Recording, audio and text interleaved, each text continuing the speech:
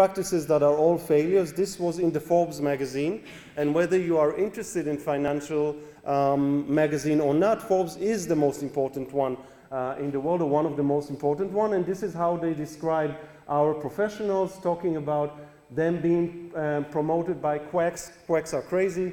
Quacks, acupuncturists.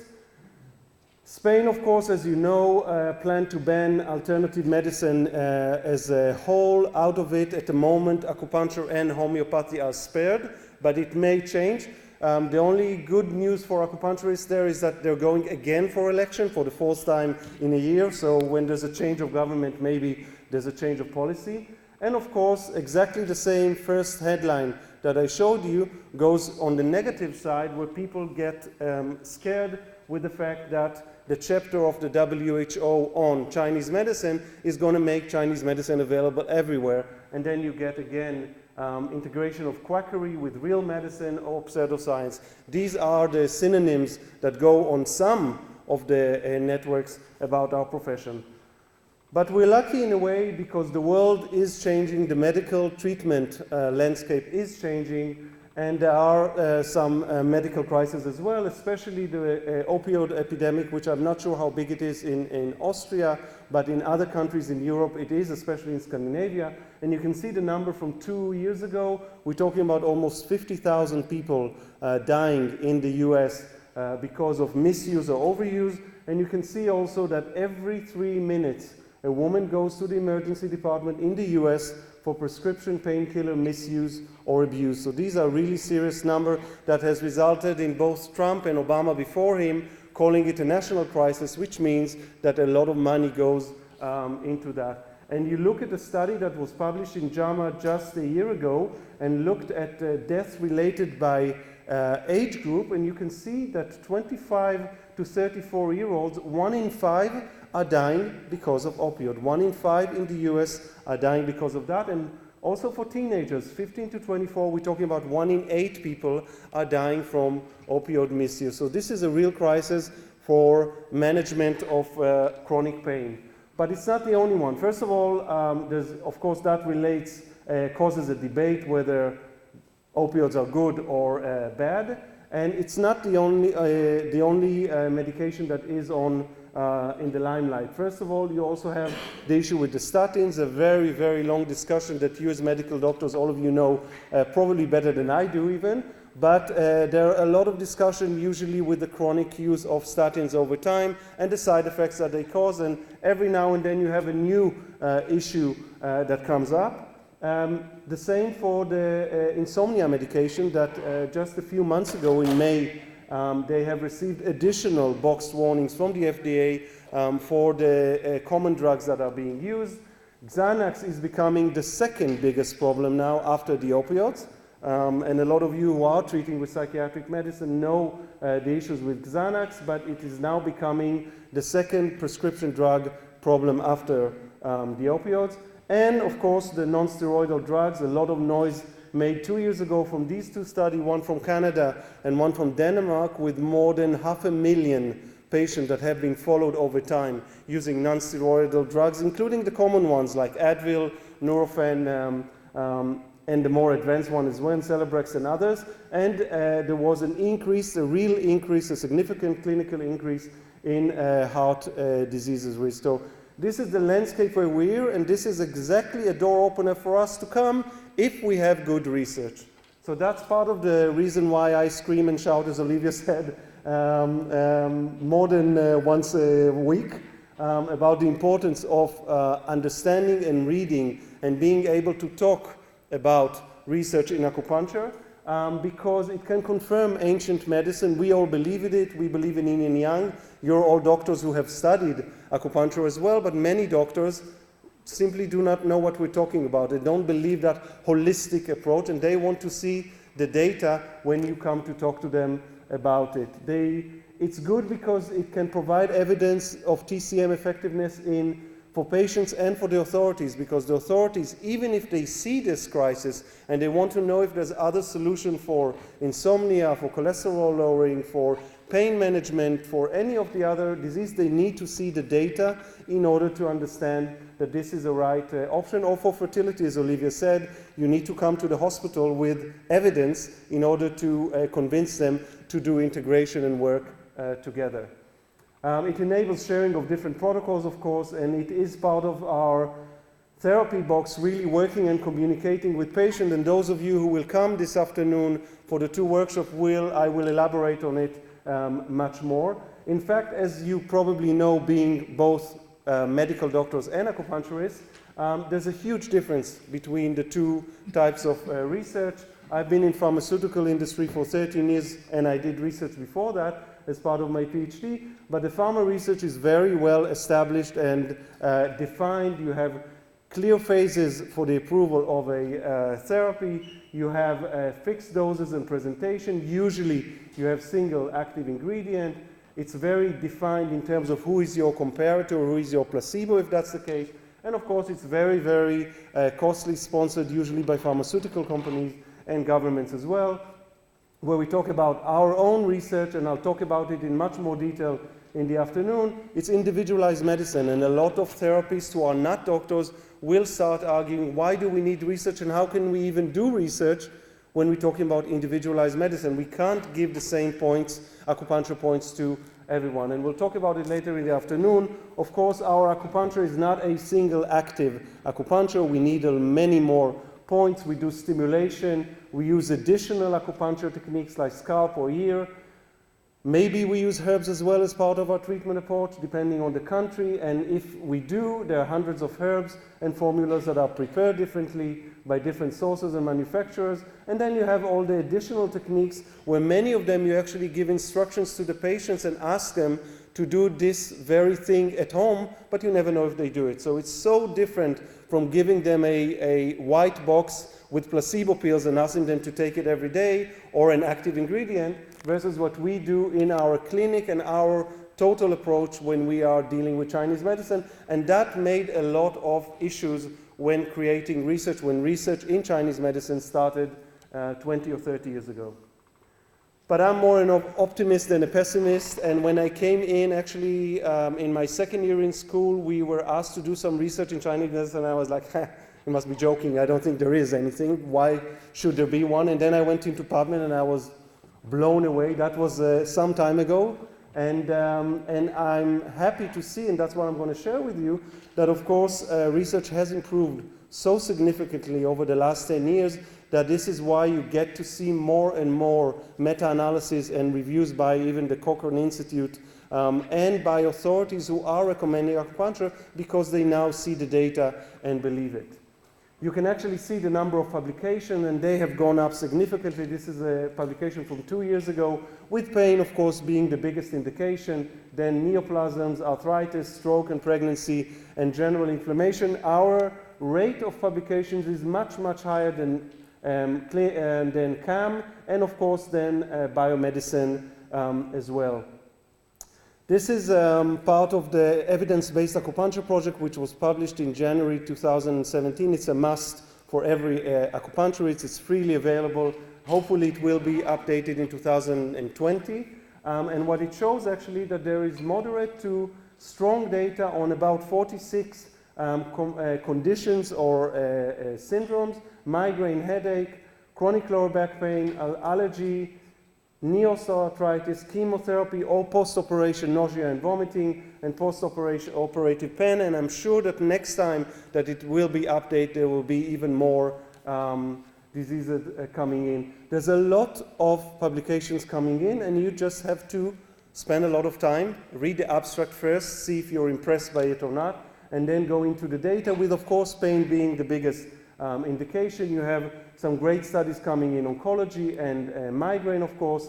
A lot of data now, with a lot of money coming into trying to understand how those needles do what they do. And this is great for us, because some of the 2 biggest buzzwords in the world nowadays are opioids and cannabinoids. Everyone loves cannabis now. 20, 30 years after the Dutch have discovered them. And still, everyone really wants to know how those needles do what they do, and why do you needle people in the foot when they are suffering from migraines and stuff like that. And this is a really great opening, and we'll talk about one of those studies in the first workshop today. This is a great opening for discussion with patients who really want to know how this works. Of course, you don't need to talk about all the players. Many people don't even know what pro-inflammatory cytokines and anti-inflammatory cytokines and other things are. But there's a lot that we can talk about, and that's part of the work that we are doing together. Sandra is not here, but we are doing together with the evidence-based acupuncture project, trying to make it more accessible to therapists and to patients as well.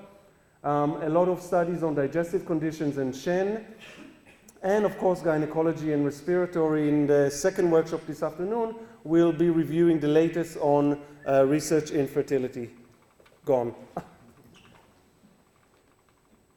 And now, after this introduction, drums. Can you sing? I remember my slides almost by heart, so I can talk about it, but you won't be able to see anything. No, we need the previous one. The previous slide. The previous slide. The previous. No, the previous slide. Oh, sorry. Yeah. Okay, so that was the job, and now we're into the top three, top three for this year so far. The first one, this is a study that was published a few months ago from Rome. It's one of the clinics in Italy. It's the same situation as in Austria. Medical doctors can be acupuncturists. It's not, as you know, not the case all over Europe. This was published in the Journal of Alternative and Complementary Medicine. And it was actually looking at the various aspects of rheumatoid arthritis. And the reason why I like it is because it was also double-blind, randomized controlled study. So first of all, rheumatoid arthritis, a little bit, probably some of you are treating patients with it. The annual costs are actually estimated with 56 billion in the US only in 2016, and about 30 to 60% of RA patients use complementary medicine simply because some of the drugs are very heavy, some of the medications are very heavy, and they are looking for additional help in their health. This study included 105 patients. Most of you know, of course, that the number we see in pharmaceutical research is in the hundreds and thousands. When we come to research in Chinese medicine, in acupuncture, unfortunately, we look at hundreds at best. So this had 105 patients that were divided between three arms. One was receiving real acupuncture, and there were two controls as well. One of them was a waiting list, which I think is a great arm, and the other one is the sham acupuncture, which is acupuncture outside meridians, which sadly nowadays, after 20 or 30 years of research, we know does have an effect, and that was part of the problem in early research. So they used two controls in order to make sure that the results, whatever they get, they can be interpreted. All the patients were under stable doses of the therapies that they were receiving. It doesn't matter if it was a non-steroidal anti-inflammatory drug or disease-modifying drugs or biologics. They continued to take the treatment that they were on, and they had add-on of acupuncture. They received 3 weeks of treatment followed by additional 4 weeks. The treatments were 3 in the first week and 2 in the second and third week. And then when you look at the points that we're using, there apparently is an Heidelberg protocol. I wasn't aware of it, I gotta say. And the Heidelberg protocol includes triple burner 5, gallbladder 39, heart 3, and kidney 7, done using a bloodletting technique. If you want, you can read in this article, it's freely available. But the good thing is that they have chosen to have objective and subjective measures, which has always been part of the problem in many of our studies, is that many of the results are depending on subjectives, asking the patients if they're happier or they have less pain. It's nice and good, but doctors don't believe it. Authorities don't believe it. They need also to see some subjective measures. I'm going to summarize the data in 2 slides, but this is first of all the baseline characteristics, and you can see that most of the patients were suffering from RA for more than 10 years, even up to 15 years.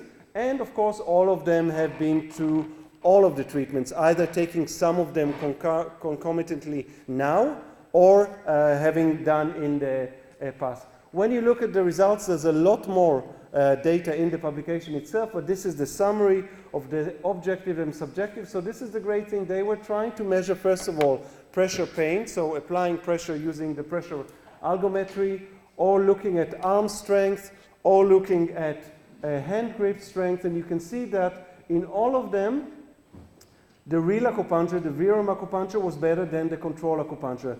The only subjective measure in this set of graphs is the visual analog scale, the classic one that you ask the patients how to rate how they're doing with their pain, and you can see that even on the subjective measure of visual analog scale, the patients had improvement when they received real acupuncture compared to the control acupuncture.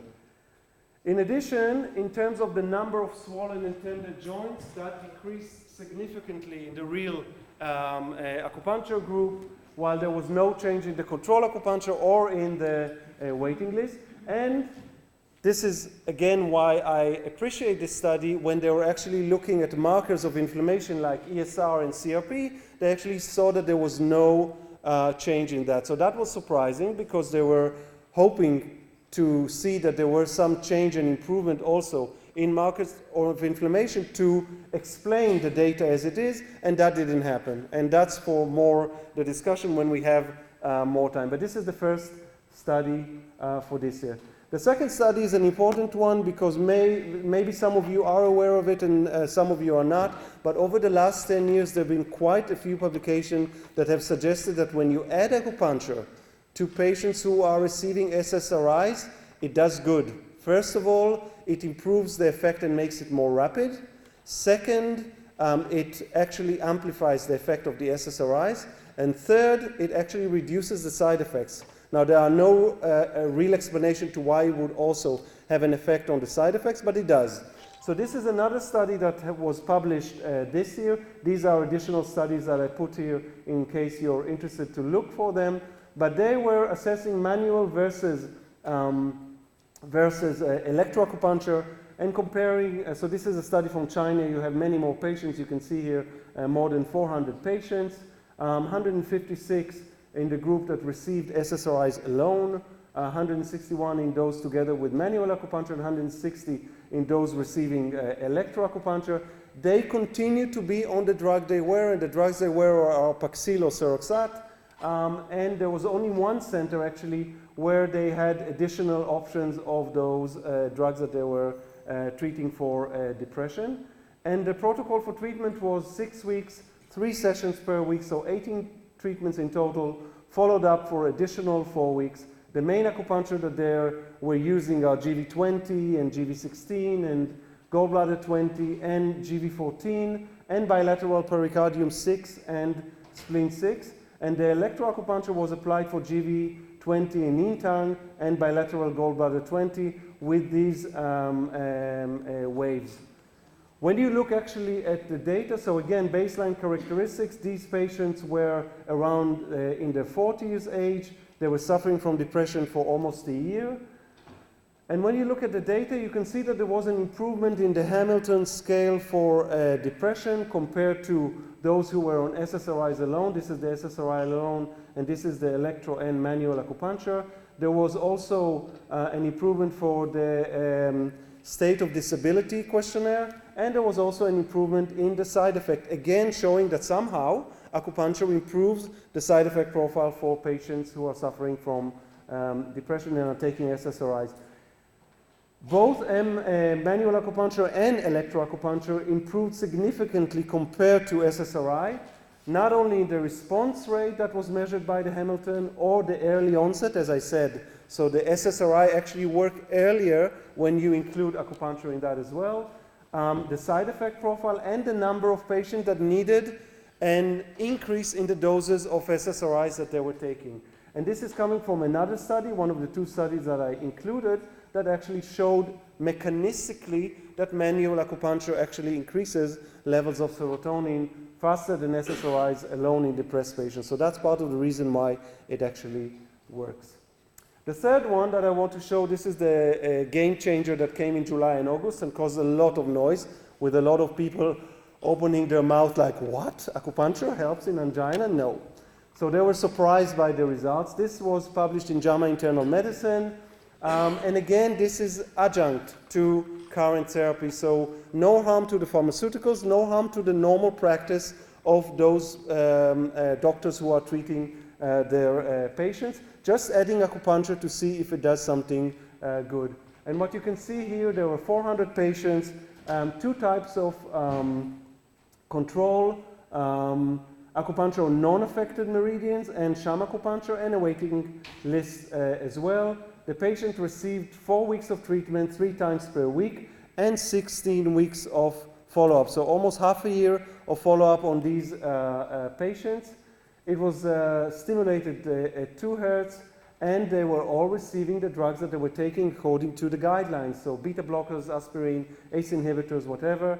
And they assessed it again by subjective and objective measures as well.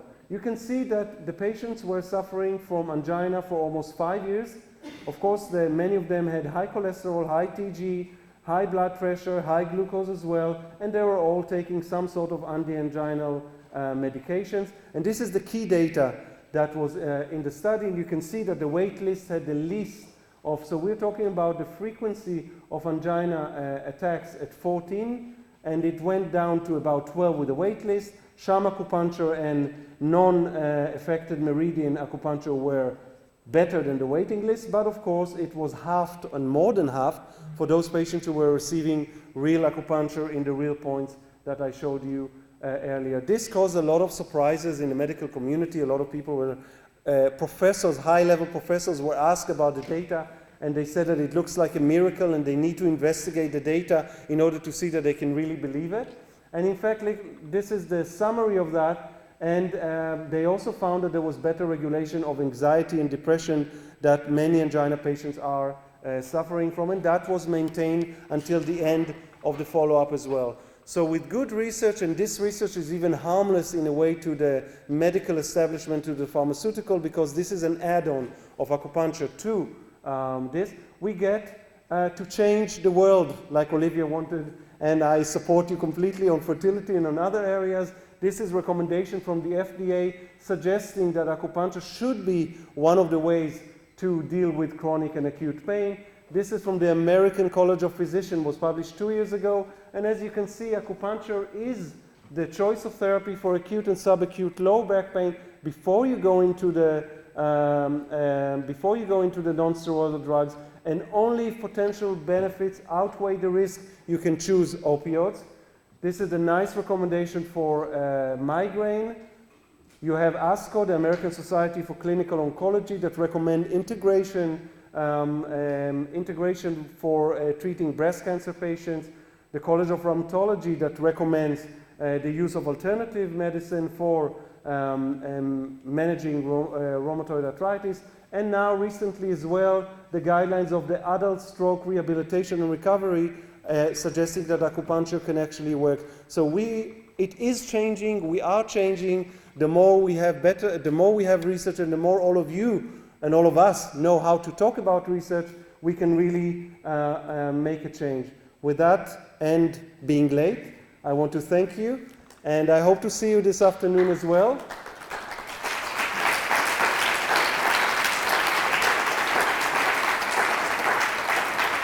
And any questions we'll take over lunch. Thanks.